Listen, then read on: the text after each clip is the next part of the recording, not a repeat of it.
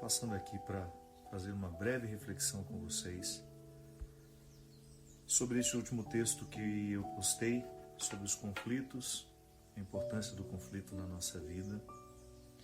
Sei que não é fácil ficar sob a doma do conflito, sei que ele é desconfortável, ele nos desinstala, ele nos retira o sossego, mas há uma dimensão pedagógica dele que é importantíssima de ser ressaltada. Eu escrevi assim: o conflito nos indica a existência de uma inflamação emocional. A cura só é possível mediante os enfrentamentos. Não cale seu conflito, mas ouça cada detalhe do que ele tem a lhe dizer. Adaptar-se a ele é optar pela manutenção de uma conduta pouco frutuosa. É muito interessante porque, da mesma forma como o corpo se manifesta para que a gente perceba que algo não está bem dentro de nós, porque nós temos uma interioridade que os nossos olhos não alcançam, então e o nosso corpo tem uma inteligência, um instinto de sobrevivência que faz com que ele nos mande recados. Uma febre, por exemplo. Quando você tem uma febre, é o seu corpo lhe dizendo de que algo está infeccionado, de que algo está inflamado. E aí a gente começa a investigar os motivos da febre. Claro que a gente tem motivos psicossomáticos, em que a gente não identifica uma causa física, é apenas psíquica. Tem aquela famosa febre emocional que a gente tem muito quando a gente é criança, um distanciamento dos pais, da mãe ou daquela figura com quem você tinha um vínculo emocional estreito. Você tinha febre quando você ficava longe, tinha febre quando sentia saudade. Mas retirando isso, a febre é um indicativo de que algo dentro deste corpo que nós não enxergamos não está bem. Então a gente vai buscar um tratamento para isso. A dor também é um indicativo de que algo não está bem com o corpo. Essa semana, por exemplo, eu estou administrando uma dor no joelho direito. Eu tenho os dois joelhos operados, eu conheço bem a dor da lesão do menisco, geralmente é uma dor posterior que a gente sente. É muito diferente de todas as dores que eu já tive até hoje. Mas algo me indica que eu estou precisando passar lá no Joseph, que é o meu... Toda vez que eu tenho uma situação assim, é ele que cuida de mim. Preciso observar os sinais do meu corpo. A dor é um indicativo de que algo em mim não está bem. Então presto atenção nos sinais do corpo: febre, dor, erupções na pele. Então nós temos queda de cabelo, nós temos vários sintomas, gritos que o corpo dá para que a gente preste atenção nas necessidades dele, sobretudo aquelas que nós não enxergamos dentro de nós. Para isso nós vamos para as máquinas que nos radiografam, as tecnologias mais avançadas, o velho raio-x que mostra a situação dos seus ossos, as tomografias computadorizadas que indicam o que existe dentro de você que está errado. Vocês que me acompanham há muito tempo sabem que eu administro há 8 anos um zumbido no ouvido que não vou exagerar, retirou muito da minha qualidade de vida nos últimos tempos. E aí, durante muito tempo, eu lidava com esse zumbido que era acompanhado de algumas perdas leves de audição, sempre do ouvido esquerdo. Tratei durante muito tempo como surdez autoimune, uma doença autoimune que eu não sei a causa, que está muito ligada ao emocional. Agora, no início do ano, eu estive em Lisboa e lá encontrei o Dr. Leonel, um dos maiores especialistas em otorrino no mundo, um dos homens mais esclarecidos em diagnóstico, Leonel Luiz, aliás, um homem simpaticíssimo, que me atendeu com muito carinho. O Dr. Rubens Brito cuidou durante muito tempo de mim aqui no Brasil. Atualmente, o Dr. Márcio Salmito tem me acompanhado, porque ele faz a aplicação introtimpânica, né, de corticoide. Então, eu uso corticoide com muita frequência e às vezes períodos muito longos. Por isso que às vezes eu fico mais gordinho, mais inchado, as pessoas ficam, o que está acontecendo com a cara dele? É corticoide. Corticoide incha muito, deforma a gente. Então, nos últimos tempos, eu fui para uma máquina específica que tem no Hospital Albert Einstein para fazer uma investigação da hidrópsia, que é o nome do que o meu corpo faz aqui nessa região do ouvido, que é um acúmulo de água que retira a minha qualidade de vida. Então, aquele exame me indica algo que está acontecendo comigo. Hoje eu tenho um diagnóstico mais fechado, não consideramos mais doença autoimune, mas síndrome de Meniere, que é uma doença muito comum, que acompanha com vertigem, perda de audição. Graças a Deus eu não tenho a vertigem, eu só tenho a perda de audição. Mas agora eu estou controlado. Descobri uma outra forma de tratar e está dando certo o tratamento. Mas enfim, nós temos diversas formas de tentar identificar o que está acontecendo com o meu ouvido. Então eu tenho uma imagem que me revela aquilo que acontece. Qual é a medicação que eu uso para combater aquela hidrópsia, para que o meu organismo não forme mais esse acúmulo de água no ouvido, na cóclea? Mas quando nós estamos nos referindo àquilo que em nós é psíquico, emocional, como é que a sua psique manda recados? Nessa parte sua e minha, isso é filosófico, né? A gente, toda vez que a gente se refere a nós o fazemos a partir de uma convicção de que existe uma parte aqui em mim, em você, que de alguma forma tem o controle de tudo. Dê o nome que você quiser. Eu gosto de chamar isso de consciência, que é o lugar onde Deus habita. Gosto sempre de fazer essa ponte religiosa, né? O discurso religioso vem junto com essa compreensão da psicologia, da psiquiatria. No meu cérebro existe aquilo que nós chamamos de consciência, que é o lugar que sabe tudo sobre mim. No meu livro, Por Onde For o Teu Passo, que lá esteja o teu coração, se você nunca leu, eu lhe recomendo. É um livro muito bacana. Falando do meu livro, falando que ele é bacana, desculpe-me. Eu gosto do livro. É um diálogo de um homem com a sua consciência, e a consciência é uma criança.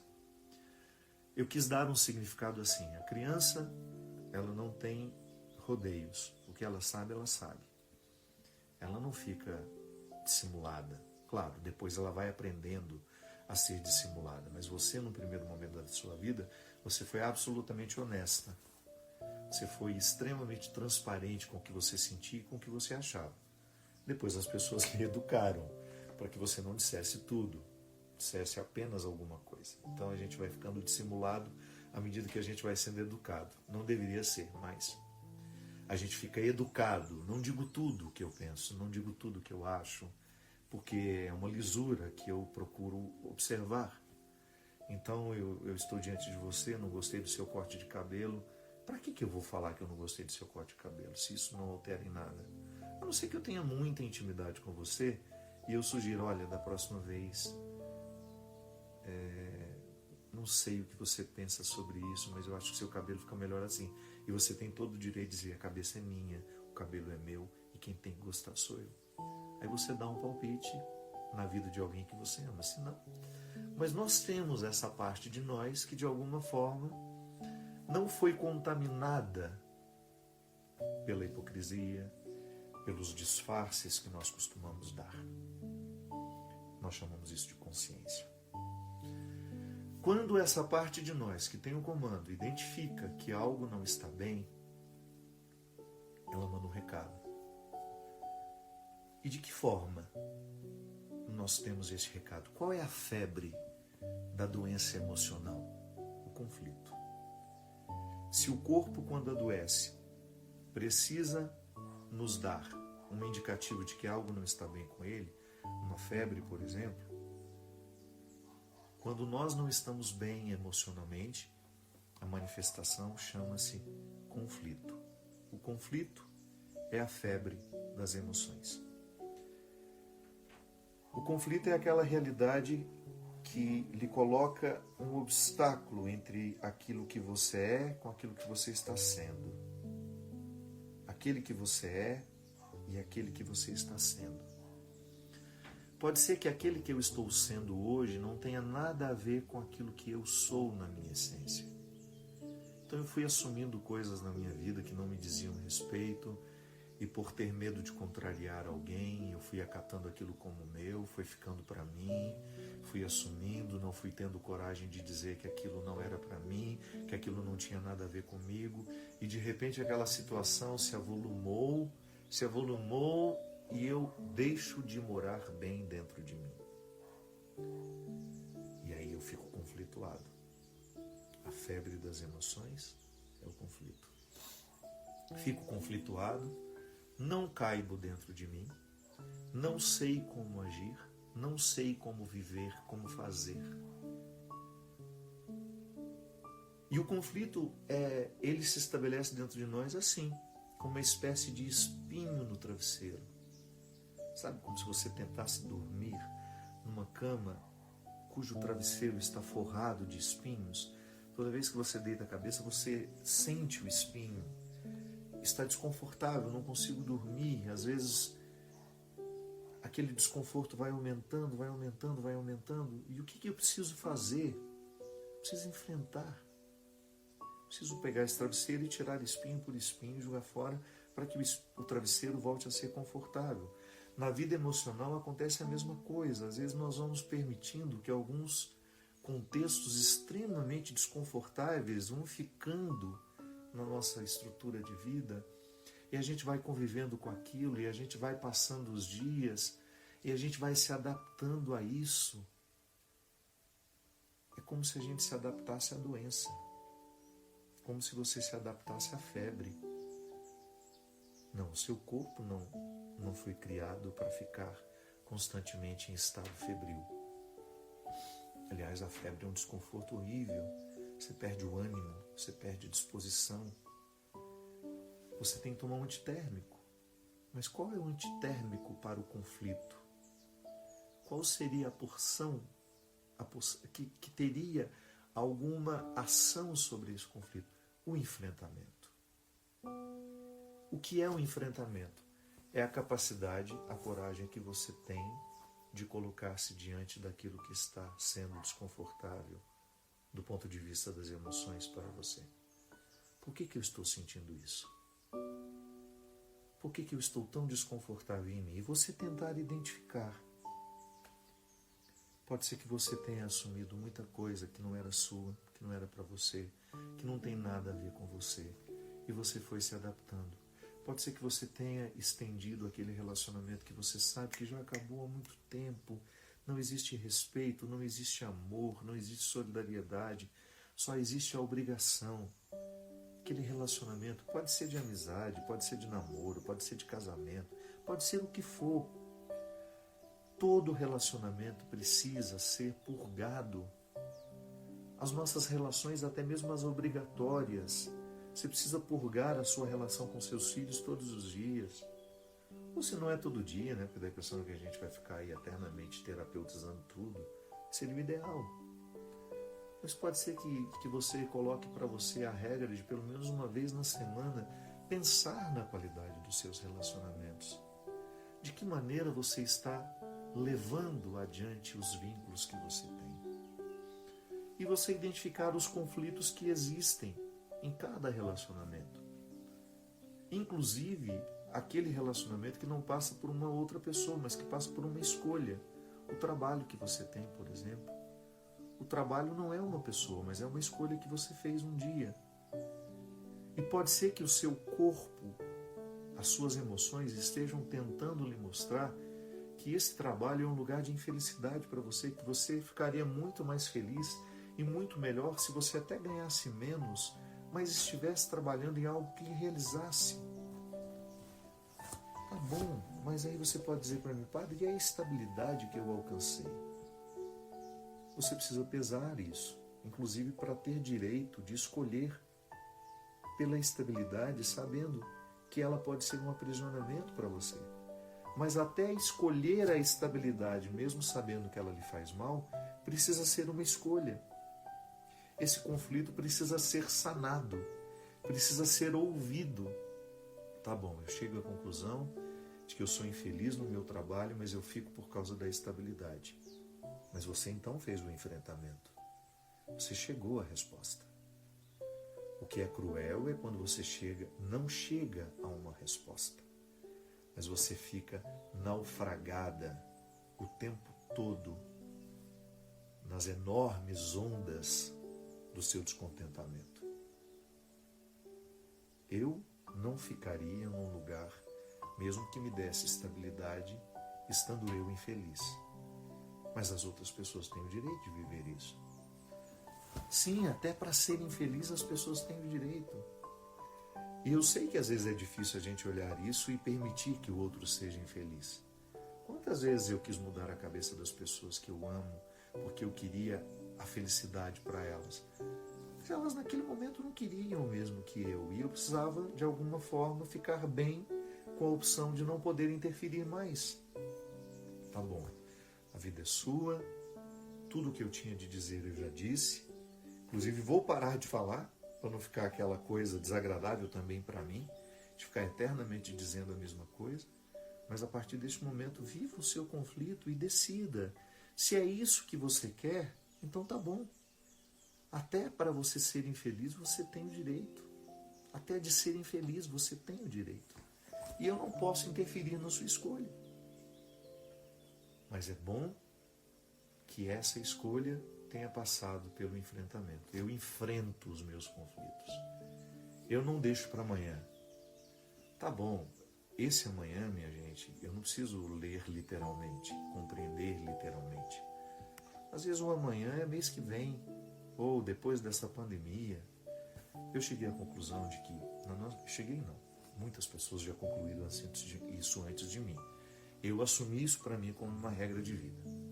Que eu nunca posso tomar uma decisão importante quando eu estiver muito feliz ou quando eu estiver muito triste. Decisões importantes só devem ser tomadas quando eu estou no equilíbrio das minhas emoções. Nem tanto lá, nem tanto cá. Para mim tem dado certo.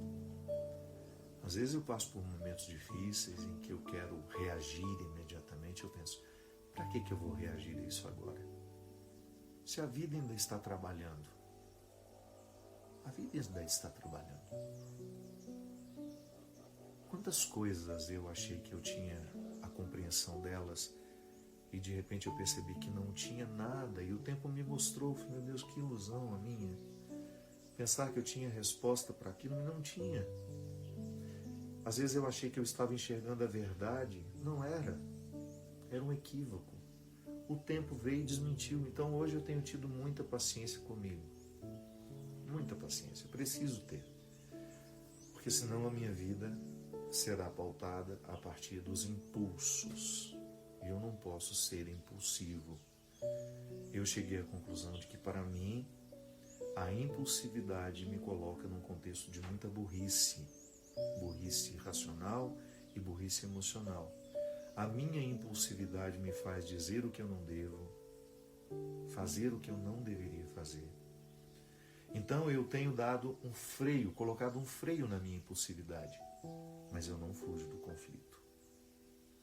Toda vez que as minhas emoções, que a minha vida emocional quer me dar um recado por meio dos conflitos, eu recebo na sala de estar, na sala principal da minha vida, ou em todos os conflitos e vou ouvi-los um a um. Conflito no trabalho, está aqui, vou ouvir.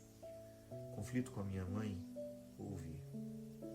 E aí você vai enumerando as pessoas que compõem a sua ambiência emocional. A gente tem conflito com todo mundo, pode observar.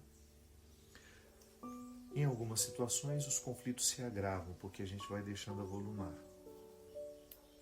Mas é tão importante a gente ouvir o que eles têm a dizer. Não ficar deixando para amanhã, sabe? Quantas pessoas eu já identifiquei extremamente infelizes porque não souberam ouvir o conflito de cada dia. Quantas vezes eu mesmo fiquei extremamente infeliz porque não consegui administrar o conflito meu de cada dia. É um por dia, ou às vezes o dia é mais tumultuado, traz vários ao mesmo dia, mas eu preciso enfrentá-los, eu não posso colocá-los na gaveta e fingir que eles não existem. Se eu cuido da febre, por que eu não vou cuidar do conflito? São duas realidades iguais, com as mesmas funções, claro, com características diferentes, com expressões diferentes. São organismos diferentes. A febre é física, mas o conflito também eu sinto em mim. Quando ele me domina, o meu corpo todo ressente, a carne ressente. Eu fico ressentido. O meu corpo fica indisposto, me dá uma dor que eu não sei onde é. O conflito ele tem o poder de derramar no corpo uma série de químicas que são desfavoráveis à minha saúde física. Mas vou vivê-los, vou enfrentá-los, porque a qualidade da minha vida depende destes enfrentamentos. Se eu quiser viver sem enfrentamentos, eu não tenho direito de esperar qualidade de vida. Se eu não viver os meus enfrentamentos diariamente, eu não terei condições. Não posso, não é justo eu esperar uma situação mais satisfatória. Porque o que é o bem-estar? O bem-estar emocional. O bem-estar físico é aquele em que você sente que o corpo está bem. Você dormiu, você acordou descansado, você trabalha, tem disposição para o trabalho, você se cansa ao longo do dia, chega em casa, toma um banho, vai dormir, o sono vem, isso é bem-estar. Faz uma atividade física, tenta comer direitinho, isso é bem-estar. Mas nós precisamos falar do bem-estar emocional, que é quando você percebe que essa parte de você que tem comando de tudo, que eu gosto de chamar de consciência, ela está em paz. E eu fico bem no corpo que eu tenho. Então eu posso unir o bem-estar físico ao bem-estar emocional e eu tenho uma satisfação enorme de ser quem eu sou. Quando uma coisa no meu corpo não está bem, por exemplo, quando eu tenho as minhas crises de ouvido e eu preciso entrar nos corticoides, meu Deus, como é sofrido para mim. Porque eu tenho muitos efeitos colaterais dos corticoides. A cara que fica larga, o corpo que incha, não é só isso. Eu tenho problema de vista que piora. Então, o desconforto físico, aquela sensação de plenitude no ouvido, o zumbido que não vai embora. O desconforto físico influencia no bem-estar emocional. Então eu preciso ficar fazendo um esforço para que aquele desconforto dessa região do meu corpo não derrame mal-estar no resto do corpo e nas minhas emoções. Hoje, por exemplo, eu estou bem, muito bem nos últimos 15 dias. Uma nova medicação tirou meu zumbido, estou com sensação de audição perfeita, não estou com o ouvido tampado mais. Então isso favorece demais o bem-estar do corpo. Os dois caminhos precisam ser cuidados por nós.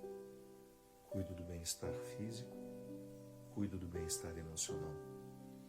E o bem-estar emocional não é fruto de mágica, nem tampouco um resultado da oração somente.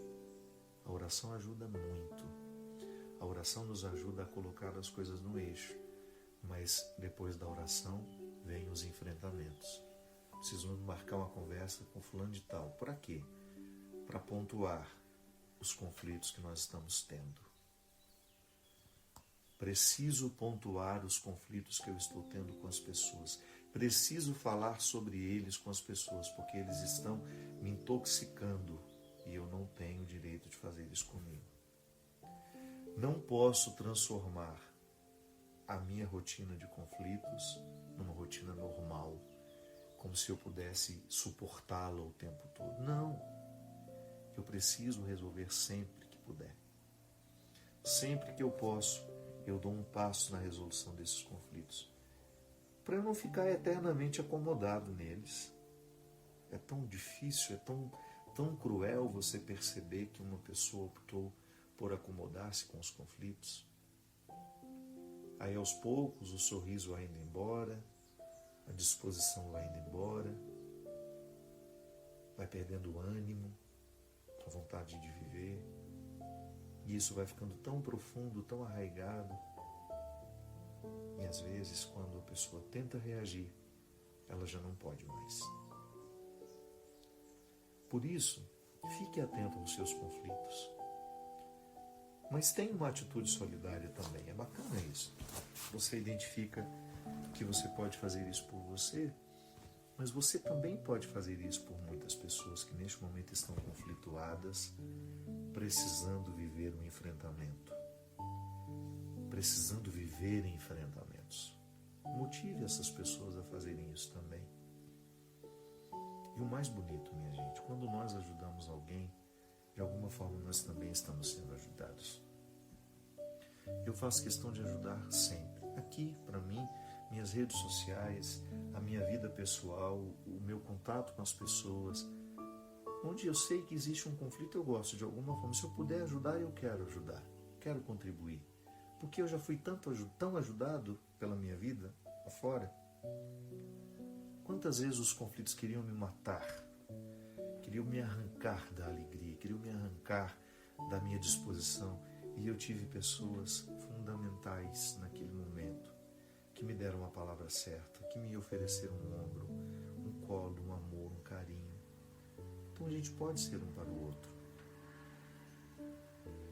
Eu me disponho, eu fiquei pago para isso, e tenho uma enorme satisfação de perceber que o meu ministério me permite isso. De alguma forma, ao expor os meus conflitos pessoais, a maneira como eu lido com eles, também ajudar outras pessoas a lidarem com seus conflitos.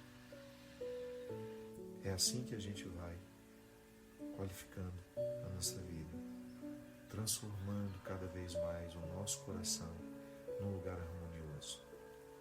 Quanto mais em dia eu estiver com os meus conflitos, isso é, enfrentando-os, ouvindo o que eles têm a me dizer, prestando atenção nas mensagens que eles estão me trazendo, permitindo que cada um deles diga, me sugira o que eu posso fazer para vencê-los, ou para adquirir, chegar neste bem-estar emocional que é tão fundamental nos dias de hoje. Quanto mais eu caminho nessa direção, mais harmonioso eu me sinto.